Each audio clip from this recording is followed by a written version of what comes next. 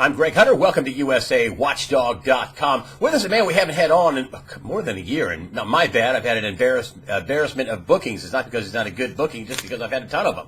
But I want to read you what my next guest said back in 2012. Now, in 2012, September, 3 years ago, if you would have said, "Hey, they'll have 0% interest rates until the system dies. They'll have them forever."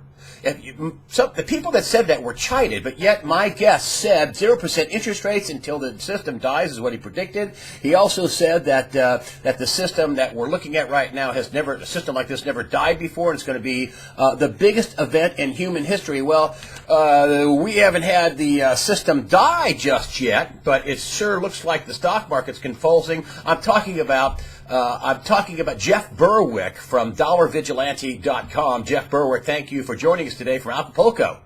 My pleasure, Greg. Always a pleasure to be on. And you're right, you have had a treasure trove of guests on recently. I really enjoyed your coup getting Jim Sinclair on recently. I know he's almost impossible to get, so you've been doing some great work. Well, thank you very much, and I want to get back to you because you're the reason why I want to come on. I mean, I had Jonathan Cahn on; he was a big hit, and Jonathan Cahn, of course, heavy religious, understands the Shemitah, a heavy religious perspective, but not a really big financial perspective. And I want to just extend your introduction a little bit so people understand. You know, you had the largest financial website in Canada that you started up in '94 and sold it in 2002, but it was huge. Stockhouse.com was your site. At its peak, you had a $250 million market cap. You had 250 employees. You really understand the financial situation. And then this new movie that you have out, The Shemitah Exposed. Tell me why you think this is real from a financial perspective. Yeah, it's really interesting because I did find out about the Shemitah through Jonathan Cahn in his book, The Harbinger, which I found just fascinating because I'm also a 9/11 buff. I believe that what we've been told through the mainstream media on 9/11 is nowhere near the truth.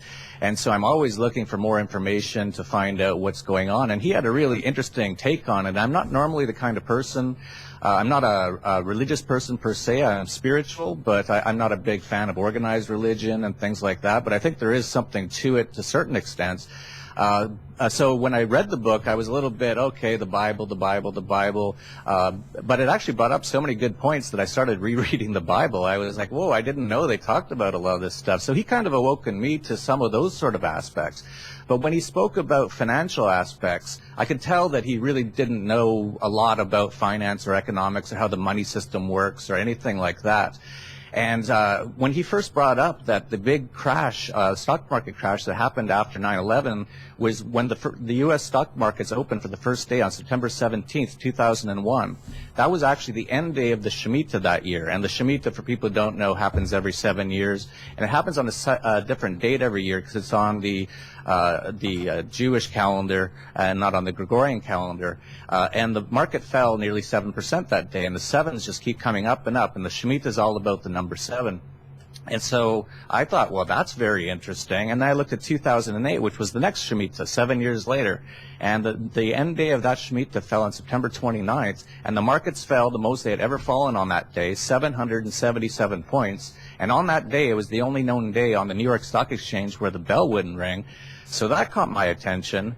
And so I looked back into further Shemitahs from a financial aspect. And 1994 was the great bond massacre that caused problems all over the world.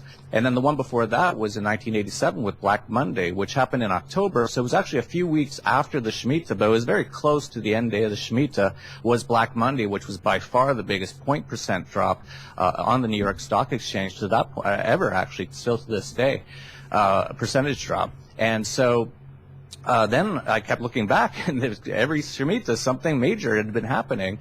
And so even the Great Depression, 1930-31, that was the worst year during the Great Depression. That was a Shemitah year, and the markets fell around 40% that year, and it fell almost another 50% after the Shemitah end date. So I started looking more and more into this, and then I realized that the next Shemitah, we're in a Shemitah year right now. It started in last September, and actually the day it started, the markets went down 7% in about a few weeks, right on the very day of the start of the Shemitah year, so that caught my attention. And then I said, when's the next Shemitah? I have to just watch this. And it's September 13th, which turns out to be a Sunday, so we're not going to see a major stock market collapse on that day.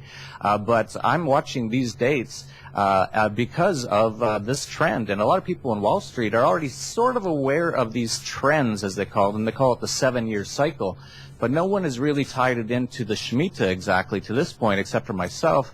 And so when I came out with that video, Shemitah Exposed, which has now gone viral with nearly 1.5 million views in the last month, I started talking about how this Shemitah date seems to play into a lot of market chaos and crisis. And then I looked more and more into it, as you know from the video, and it just gets more and more bizarre the more you look into it. Well, this is a super Shemitah, which is seven cycles of 7. And so this is, like a culmination of, 49 years, a super Shemitah. And according to Jonathan Kahn, and he says, I don't know exactly what's going to happen on that day, but in this period is going to be rough. Tell me what's coming. I mean, the stock market did pretty bad in August. It started off September pretty bad. I mean, these gyrations, these big plunges down. Of course, nobody talks about the plunge protection team, and the President's Working Group on Financial Markets is a real name for it, and the Exchange Stabilization Fund. But tell us what's coming. What do you think is coming? Well, I think it's already started. I put out that video in July, and by near the end of August, we already were seeing major crashes happening around the world. The Chinese stock market has been in complete free fall. Of course, what happened in Greece, everyone knows about that. And there's actually more than 20 other stock exchanges in the world. A lot of them are major, like Singapore and Taiwan and South Korea and many others that have all been in essentially a crash in the last few weeks. So my question is, and something I've been pondering is, did the Shemitah sort of start early this year, or are these just pre-shocks towards something that's going to be even much, much worse? And since I put out that video as well, the Dow Jones, the New York Stock Exchange was closed for almost an entire day. They still say they don't know exactly what happened. But these are sort of ominous sort of things going on. And then even this morning, as we're talking, the markets were essentially frozen at the beginning of the day. They called it, I'll just pull up what they called it here. What, Rule 48 or 49? Yeah, Rule 48, something along those lines. It was looking too volatile, so they stopped all prices from going through. They've let it happen now, and now we're down again, another 300 points on the Dow. And we just entered September now, and this is what I've been saying, is September is going to be incredibly volatile and incredibly risky. And it might not just be September, by the way. It could be October, it could be November as well, but there's so many events going on in September that it really caught my eye, including the UN, the United Nations, is having its 70th Jubilee meeting coming up the day after, 2 days after the Shemitah on September 15th. Where leaders from around the world will be getting together, and they keep talking about this one world government. And the Pope is talking to speaking to the UN and also to Congress in September. Yeah, he's speaking at Congress, and he's speaking to the UN again on their sort of a one world government sort of seminar they're doing, I believe, September 27th and 28th. And one world government that was even written about in the Bible. Jonathan Kahn should maybe even talk more about that if he hasn't. Because they talked about that in the mark of the beast, and now they're trying to get rid of cash. So you essentially will need some sort of a chip, whether it's embedded in your own skin, which they're trying to do now, or just in the form of a credit card, to make it so that any transaction you want to do can be controlled by these governments. So a lot of this stuff is happening, and it's very interesting. And the other big thing that I kind of noticed was Jade Helm, which is a massive military exercise going on throughout the U.S., started in July 15th, and it's supposed to end on September 15th. And a lot of the things all seem to happen during this 1 week for the most part. And as we know, as I talked about with 9/11, there's a lot more to it than most people know. And on the actual day of 9/11, NATO was running drills for hijackings of airplanes being run into buildings. So a lot of the times, these actual events coincide with a government drill. So I'm looking at this Jade Helm ending on September 15th, and I'm wondering if they're not preparing for some sort of civil unrest, especially because During the same week, on September 16th and 17th, the Federal Reserve is meeting.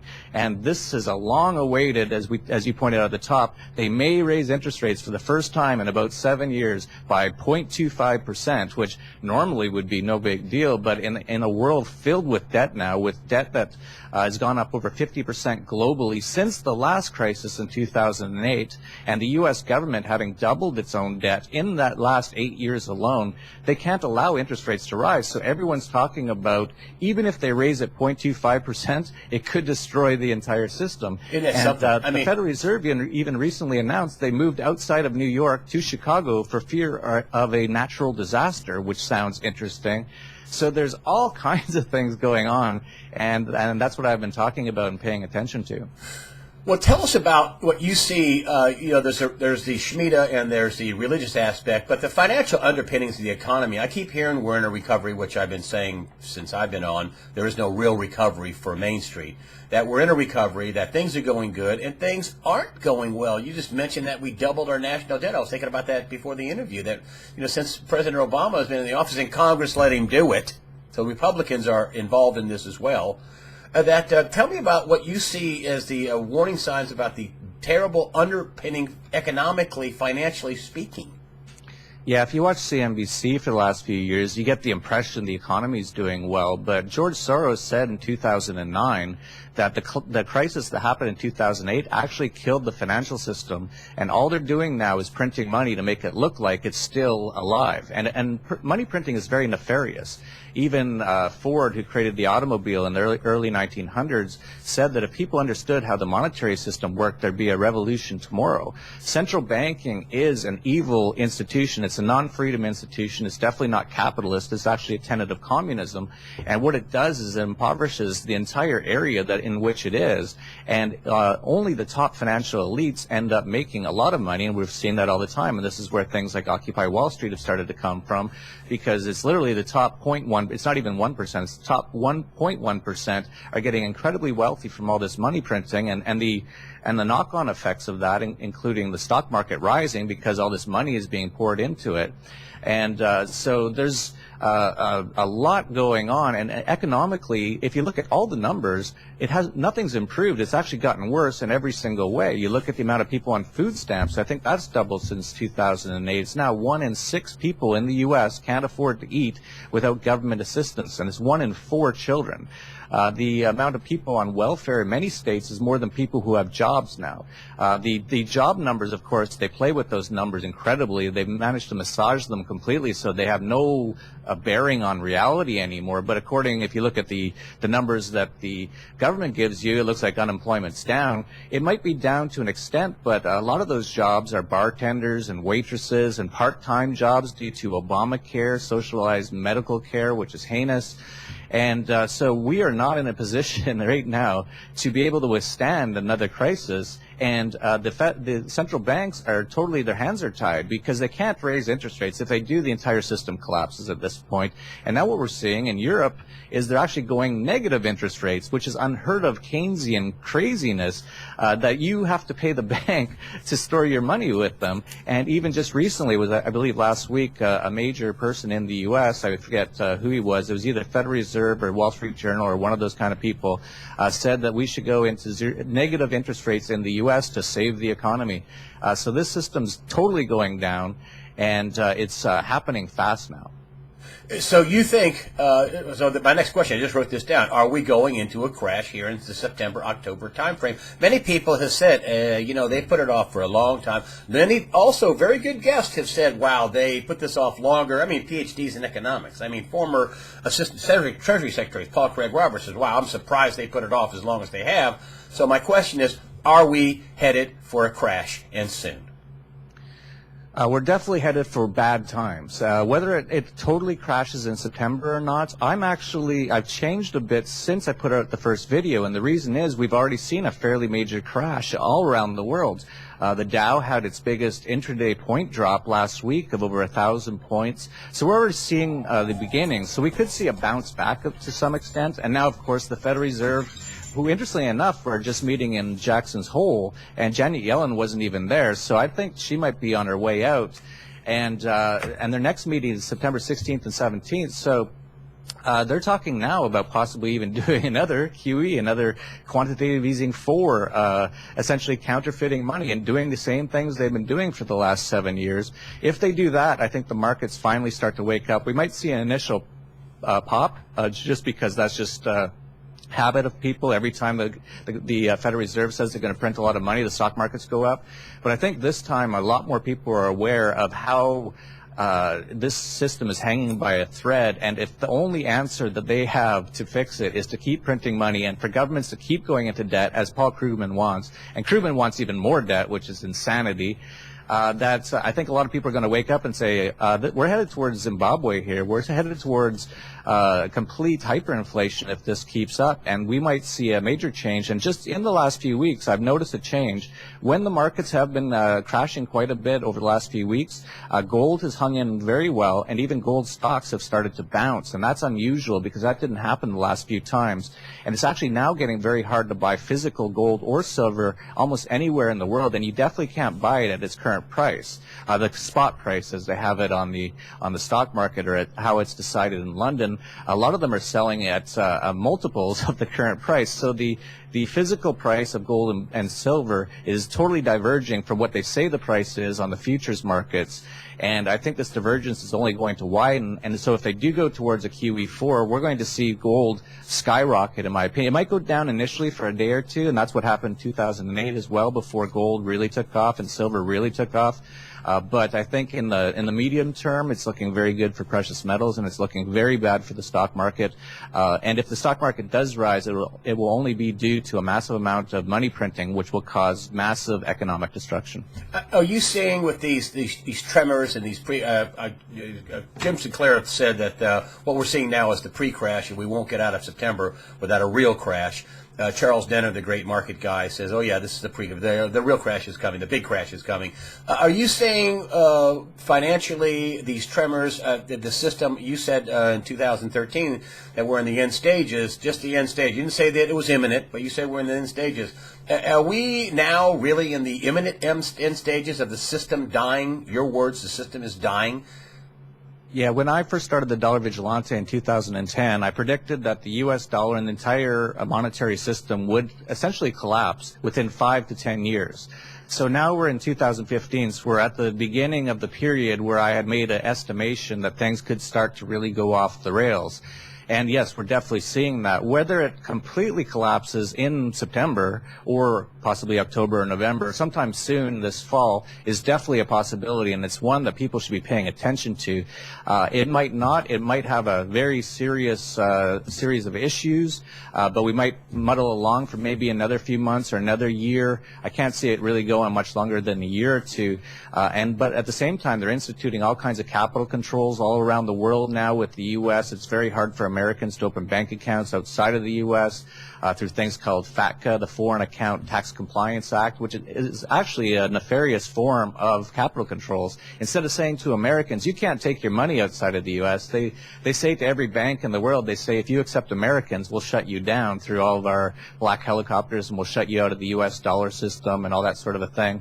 And in response, China and Russia are starting their own financial international transfer systems. China is rushing to get theirs out this month, of all months, to have a alternative to the Swiss system, so that the U.S. doesn't have so much control over banks around the world. So, yeah, this is looking very bad. It's going to get worse. There might be a few peaks. There might be a few upticks. But the trend is now down, and this trend ends in complete disaster, whether it's in this year, next year, or possibly a couple more years, definitely not much more than that. And my advice to people is it's much better to be a year early than a day late in things like this. So the collapse, what I'm hearing from you is that really the collapse is a process, and boy, the starting pistol got set off in August and September, that the process is definitely happening. It's not a maybe now. It's not a, I don't know when it's going to start collapsing. You're saying that it's a process and the collapse has started? Yeah, absolutely. Even when I gave Dollar Vigilante subscribers in June and July, I gave them a stock recommendation to short the S&P, and I used way out of the money put options. Those put options, as of a week and a half ago, were trading at 6 cents.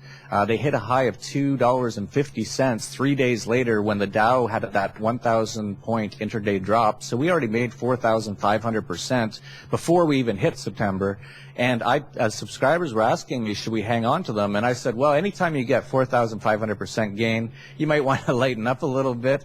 But if I'm right, and if there is a lot more chaos happening, and I see that happening, but it's not a sure thing, if it does happen, those actual options could go up another 10,000% or more. Because my call was for a approximately 40 to 50% drop in the stock markets in the U.S. during this fall crisis. We're already well underway on that, and we'll just see how it plays out from here. But just to get back to the collapse process question, you think the collapse is a process, and then the process is started? Yeah, well, there's no way to know because a lot is in the hands of just a few people. The IMF, the Federal Reserve, they can really decide how things play out from here. Depending on what they do, they can collapse everything tomorrow. And that's sort of what they did during the Great Depression. They put in a lot of money printing. That's what happened during the entire 1920s. And then they actually had a plan, and this is all proven now thanks to people like G. Edward Griffin and many other people who have done their research. They withdrew a ton of liquidity right before the Great Depression and the stock market crash of 1929, and that was on purpose. And then they bought back everything at pennies on the dollar a few years later. Now, they could go that route, and that's totally possible. So anything is possible, but this is definitely not a time to be, just thinking that everything's going to be okay. I think we're nearing a lot of calamities. It's not just in the financial markets. We're also talking about military around the world, war. The U.S. is engaged all over the world right now, trying to start up wars everywhere, including in the Ukraine and Syria. They're saber-rattling with China right now. Russia as well, through their actions in Syria. And of course, if they continue to attack Syria, Iran has a pact with Syria that they will get involved. China and Russia have said if anything happens to Iran, they're getting involved. So this is I see nothing but black swans ahead. And so to be in the market on the long side in general stocks to me is insane at this moment in time. I wanted to just finish up with one thing. That who knows what they're going to do, but I've talked with a few of my guests, Greg Manarino, and some other people, and I've come to the conclusion if they raise interest rates, they want to intentionally crash markets. And this is to your point that they really the 1930s, the Depression was an intentional pushover. And at some point, they know things are going to get so bad that they're going to, okay, we're not going to gain any altitude. Let's control the crash. So do you think they may intentionally raise interest rates and intentionally crash the markets? That's definitely a possibility. Could this be history repeating itself? Definitely a possibility. They've done it before. If you look back at even we were talking about one world government and things like that, they're trying to move towards that. And to do that, they need a lot of chaos. What they need is a major crisis to get people to clamor for more government and more central banks because they think those things are going to save them. So that is a definite possibility. Even if you look back at a Chicago Tribune article in 1934, and let me see if I can just quickly pull it up. It's just it said exactly what is happening today. It was in 1934 in the Chicago Tribune, and there was Karl Marx was sitting there and he was painting something, and in front of him was a bunch of government and central bankers, and they were all just drinking and pouring money out of the back of the bus. And it says on the back of their card, it says, depleting the resources of the soundest government in the world. And then Karl Marx is writing, spend, spend, spend, under the guise of recovery, bust the government, blame the capitalists, which is what we're seeing, for the failure, junk the Constitution, and declare a dictatorship. And I would say today in the U.S. it's already a dictatorship. There's no difference between the Republicans and the Democrats. There's no choice. Even Donald Trump is barely different, and he just wants more war and more fascism. So this has sort of been their plan in the past, is to cause this sort of chaos and crisis in order to get everyone to panic.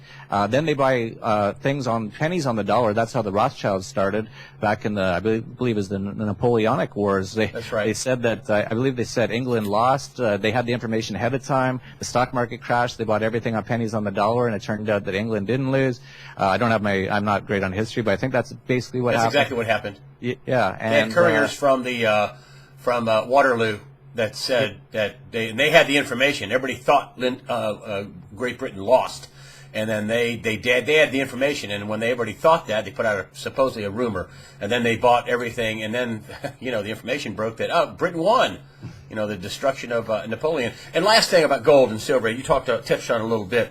Some people are saying, gold's going to go to $2.50 an ounce, and silver's going to be $5. And what do you say about that kind of predictions? We'll have this massive deflation. I say the collateral, the bonds, are going to deflate, and people are going to be looking for collateral. And that wouldn't be bonds because it's not an asset, it's a liability. What do you think about gold and silver becoming collateral? What do you think about gold and silver shooting up in price from here or in this process of collapse that you've described? I think it definitely, gold and silver should go much, much, much higher. I'm predicting a complete collapse of the fiat currencies over the next few years, and definitely government debt. All these governments are bankrupt. Greece was just sort of the precursor of that. They just keep bailing them out by printing money. Next is going to be Spain. It's going to be Italy. It's going to be Portugal, then France. This is just going to be a rolling collapse scenario. And it's going to end up with people losing total faith in government bonds and fiat currencies. And, of course, we've just gone through the biggest government bond bubble ever. It's just been unbelievable it's lasted this long. But it's nearing the end. China's been selling U.S. treasuries like crazy lately. They sold in the first 6 months of this year $100 billion. I believe they have about $1 trillion. They sold $100 billion in the first half of this year, and in the last 2 weeks they sold another $100 billion. There's a lot of stuff's going on, and you're not hearing about it on CNBC or things like that. And that's why programs like yours are so important. People need to find out this information because they're not going to get it. This revolution and collapse will not be televised. And one last question. I've asked this to everybody. I rarely get a very good answer on this, and I guess I'm just saying, what's this going to look like to the man on the street? I mean, some people can't buy gold and they can't buy silver, and to that I say, buy your car a set of tires, buy some bags of rice, buy 10 cases of bottled water for $35. I mean, am I telling them wrong? What's this going to look like to the guy on the street when this unfolding collapse keeps continuing?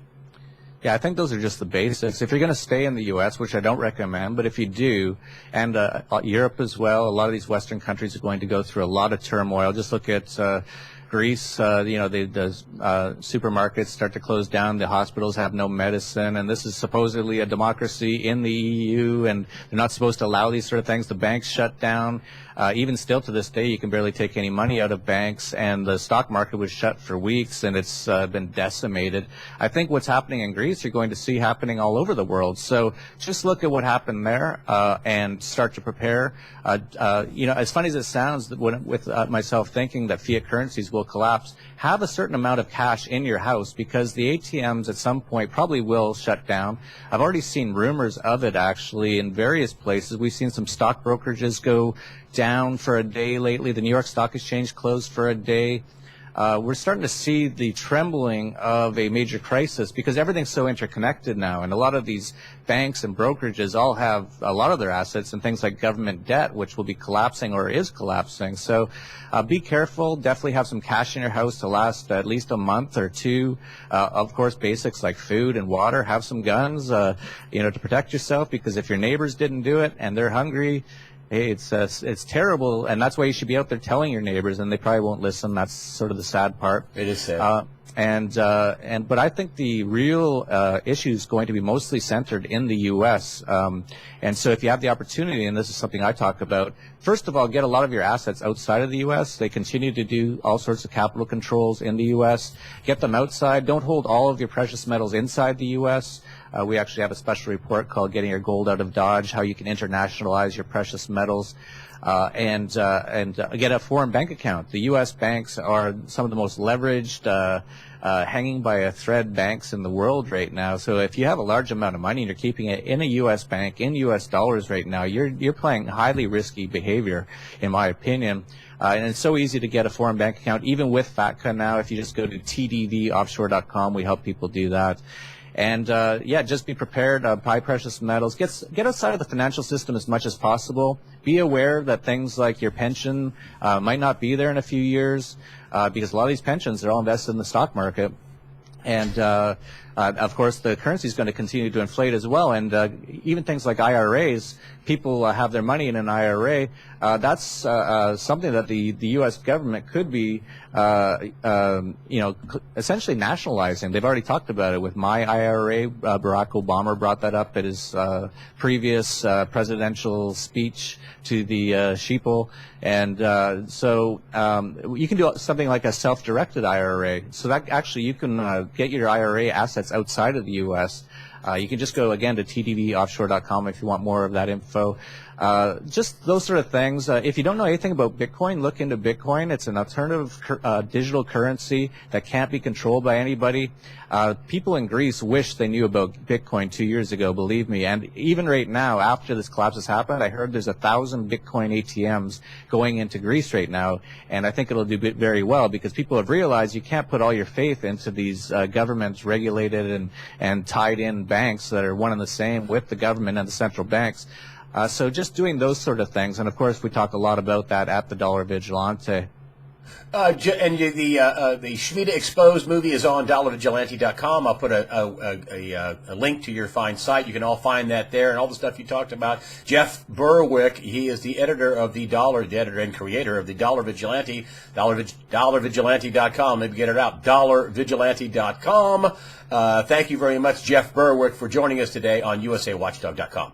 Thank you, Greg. And just for people to know, they can just go to surviveshemitah.com to see that info, or if you just go on YouTube, look up Shemitah Exposed, and you'll find it. And once again, I appreciate it. You can also find it on dollarvigilante.com, correct? Yeah, we talk about it all the time on Dollar Vigilante as well, yes. Jeff Berwick, thank you for joining us today from beautiful Acapulco, man. A nice backdrop. Jeff, thanks for joining us. Thank you, Greg. Peace.